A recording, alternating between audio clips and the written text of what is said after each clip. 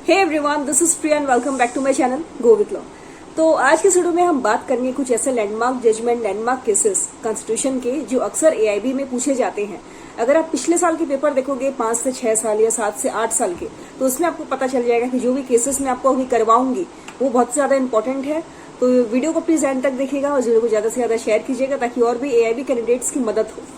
तो चलिए हम स्टार्ट करेंगे आज का वीडियो। उससे पहले चैनल को सब्सक्राइब कर दीजिएगा और बेल आइकन को प्रेस करना मत भूलिएगा ताकि इसी तरह की उस वीडियो की नोटिफिकेशंस आप सभी तक पहुंच जाए।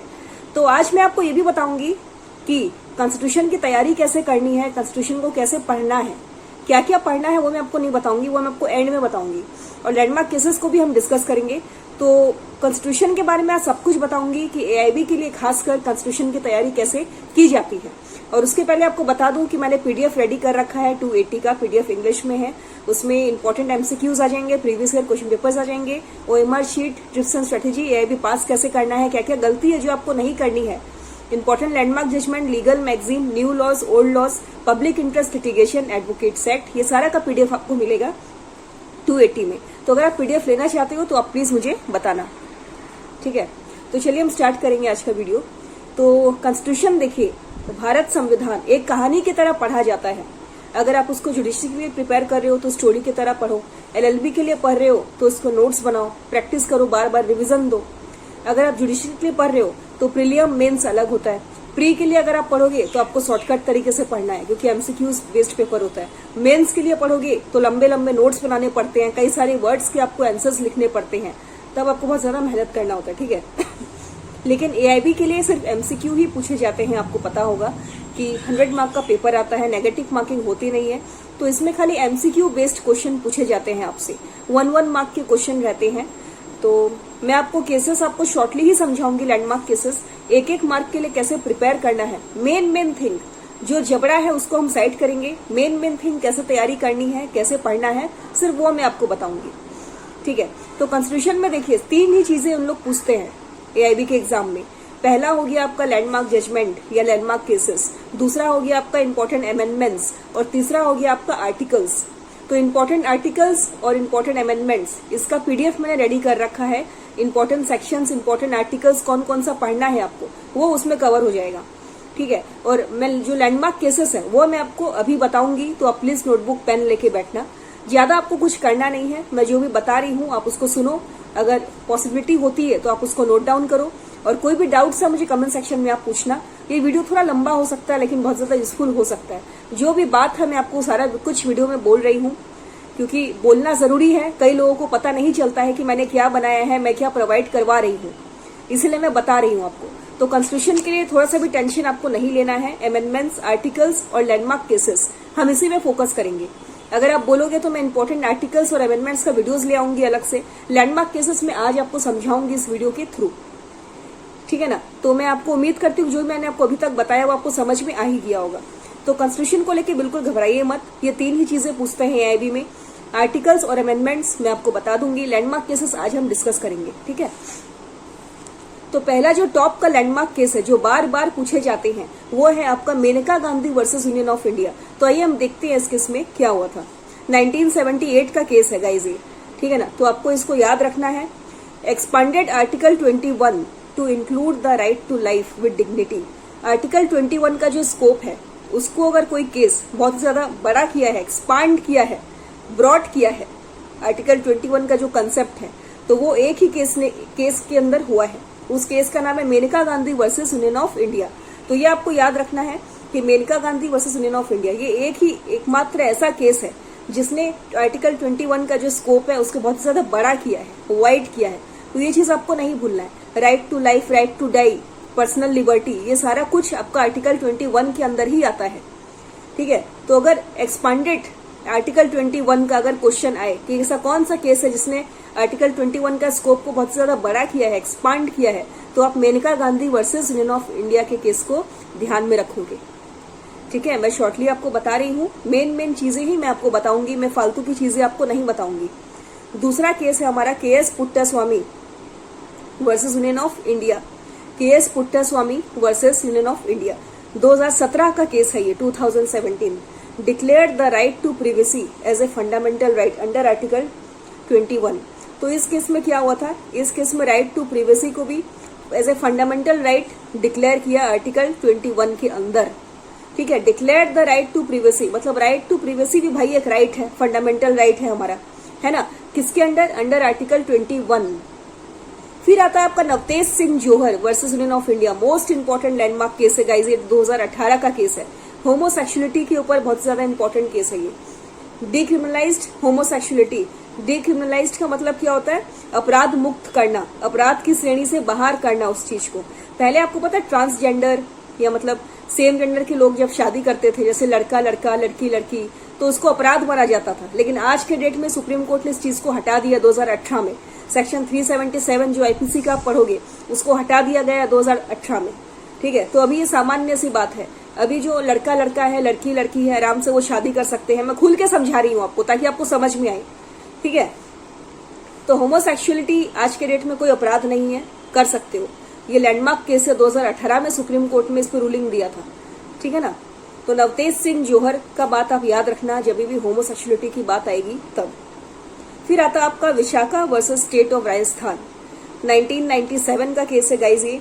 Late down guidelines for protection against sexual harassment at the workplace. Workplace में पहले औरतों के साथ कितना ज्यादा मतलब सेक्सुअल हैरासमेंट होता था, उन्हें छेड़छाड़ किया जाता था उनके साथ, है ना। लेकिन ये एकमात्र एक ऐसा केस है जिसमें गाइडलाइंस लिखा गया। पहली बार गाइडलाइंस आया सुप्रीम कोर्ट ने गाइडेंस लिखा कि कैसे प्रोटेक्ट करना है वुमेन्स को लेके। तो laid down guidelines for protection against sexual harassment at the working place. तो वुमेन के ऊपर एक बहुत ज्यादा इंपॉर्टेंट केस है Vishakha versus state of Rajasthan, जो कि गाइडलाइंस लिखा था सेक्सुअल हैरासमेंट के लिए जो वुमेन को प्रोटेक्ट करे।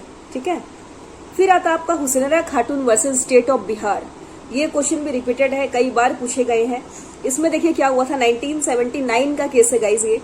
Emphasise the right to a speedy trial as a part of article 21। मतलब स्पीडी ट्रायल, कई बार ऐसा होता है ना, देखिए चाहे क्रिमिनल केस हो चाहे सिविल केस हो, जो अक्यूज्ड है ट्रायल में कोर्ट बहुत ज्यादा डिले करती है, कभी कभी अनरिजनेबल डिले। कभी पार्टी का तबियत ठीक नहीं है, कभी क्या हो गया, कभी विटनेस नहीं हुआ, कभी अपेयरेंस नहीं हुआ कोर्ट में, कभी एडवोकेट ही नहीं आए, कभी वो बीमार हो गए, है ना। तो ये जो डिले है इसको हटाने का प्रयास किया था। Emphasised right to a speedy trial, speedy trial के ऊपर ज्यादा ध्यान दिया, ज्यादा जोर दिया कोर्ट ने as a part of article 21। ये कहा कि स्पीडी ट्रायल, जल्दी जल्दी न्याय मिलना भी एक फंडामेंटल राइट है हमारा, जो कि आर्टिकल 21 के ऊपर आता है और अनरिजनेबल डिले से बचाता है। ठीक है, अब हम देखेंगे कॉन्स्टिट्यूशन स्ट्रक्चर एंड अमेंडमेंट्स के ऊपर कुछ इंपॉर्टेंट केसेस। ठीक है, ये जो केसेस हमने डिस्कस किए थे अभी, Maneka Gandhi, K S. Puttaswamy, Navtej Singh, Vishaka versus state of Rajasthan, Hussainara Khatoon, ये केस थे आपके फंडामेंटल राइट्स एंड आर्टिकल्स को लेके 14, 19 एंड 21। गाइस बहुत इंपॉर्टेंट आर्टिकल्स है, आर्टिकल 14, आर्टिकल 19, आर्टिकल 21। तो प्लीज आप इसको ध्यान से पढ़ना।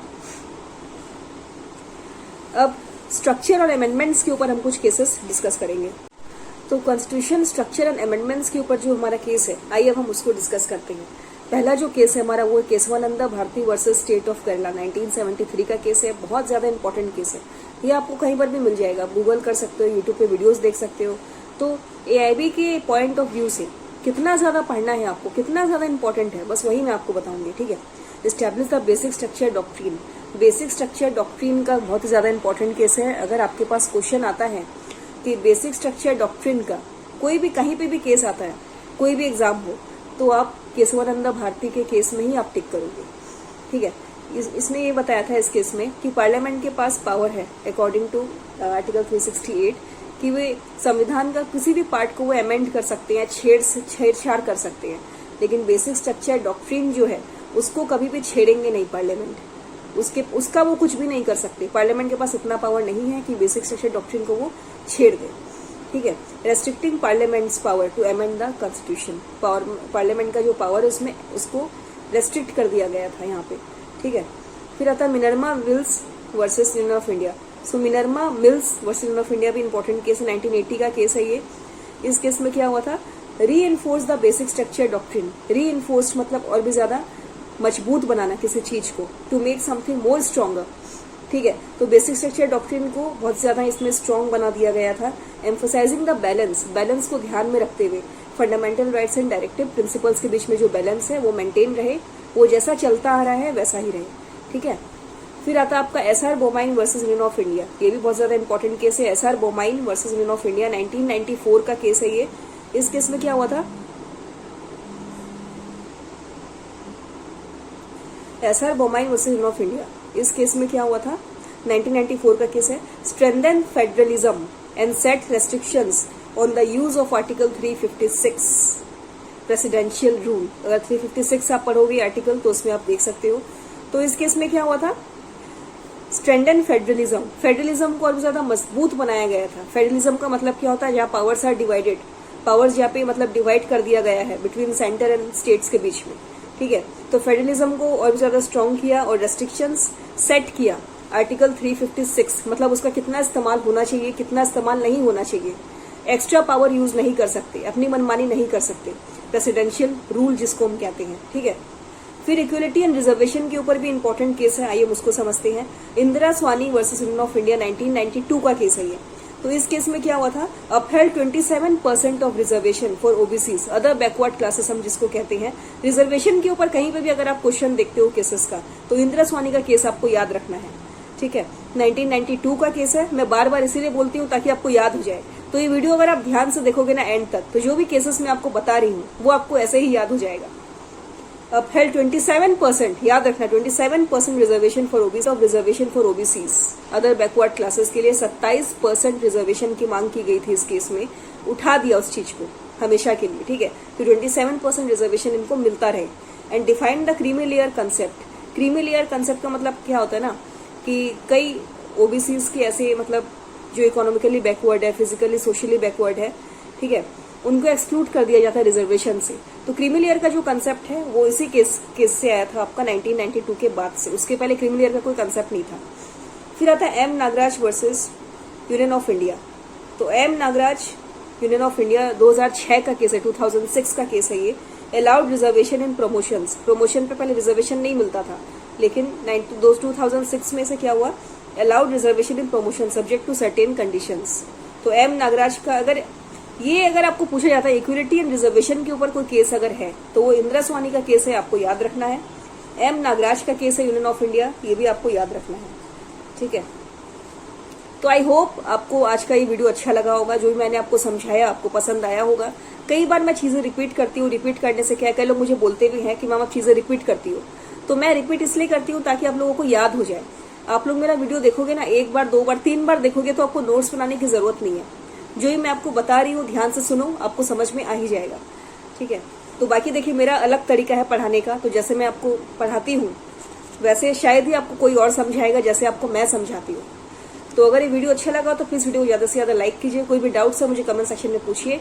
अगर एआईबी से जुड़ी कोई भी आपके मन में समस्या है, डाउट्स है, कुछ भी आपको सीखना है, आप क्लासेस लेना चाहते हैं मेरे से, आपको गाइडलाइंस चाहिए, गाइडेंस चाहिए प्रॉपर। देखिए एआईबी पास करने के लिए ना कोई भी कोचिंग कोर्सेज की जरूरत नहीं पड़ती, कोई राइट ट्रैक आपको दिखा दे, सही गाइडेंस दे, तैयारी करवा दे तो आप पास कर जाओगे। तो मैं एआईबी 21 की तैयारी करवा चुकी हूँ ऑलरेडी कई लोगों को, और अभी जिन लोगों ने नहीं किया, जिन लोगों ने क्लास नहीं लिया मुझसे, गाइडेंस मतलब मैं गाइडेंस ही प्रोवाइड करती हूँ, जैसे कि बैरेट से आंसर कैसे खोजना है, ओएमआर शीट कैसे सॉल्व करना है, क्या क्या गलती है जो आपको वहां पे नहीं करनी है, इजी क्वेश्चन कैसे सॉल्व करना है, हार्ड क्वेश्चन कैसे सॉल्व करना है, एग्जाम्पल बेस्ड बड़े बड़े क्वेश्चन है ना, और बैरेट का सही इस्तेमाल कैसे करना है। बस 4 से 5 ही मैं क्लासेस करवाती हूँ। अगर ये सब क्लासेस आप मेरे से करना चाहते हो तो मुझे व्हाट्सएप पे मैसेज कीजिए। मेरा जो नंबर है आपको स्क्रीन पर दिख रहा होगा, और पीडीएफ मैंने रेडी किया हुआ है, 280 का पेपर है। ये जो भी लैंडमार्क केसेस आज मैंने आपसे डिस्कस किया, इसका पीडीएफ भी आपको मिल जाएगा वही 280 प्राइस में। तो अगर आपको चाहिए 280 का पीडीएफ, सारा उस पीडीएफ मिल जाएगा आपको उसमें, ठीक है। इंग्लिश में पीडीएफ है। कई हिंदी मीडियम के स्टूडेंट्स भी बोल रहे हैं कि मैम पीडीएफ चाहिए, हिंदी में बना दो, लेकिन हमारी जो टीम है उनको मतलब नहीं आती हिंदी, कई लोग ऐसे हैं उसमें, ठीक है। तो लास्ट ईयर भी कई हिंदी मीडियम के स्टूडेंट्स ने लिया है पीडीएफ, इस बार भी लिए हैं, गूगल ट्रांसलेशन की हेल्प से वो पढ़ रहे हैं। तो अगर आपको चाहिए तो प्लीज मुझे मैसेज करना, मेरा कॉन्टैक्ट नंबर आपको स्क्रीन पे दिख रहा होगा, आप मुझे कॉल भी कर सकते हैं। तो जुड़े रहिएगा चैनल गो विथ लॉ से, चैनल को प्लीज सब्सक्राइब कर दीजिए, क्योंकि और कई सारे वीडियोस एआईबी 21 के ऊपर मैं लेके आऊंगी। CPC, new laws, old laws, BNS, BSA, BNSS, major mistakes, सारा कुछ मैं लेके आऊंगी। So I hope you guys are doing good. See you guys in the next video. Bye bye, take care everyone.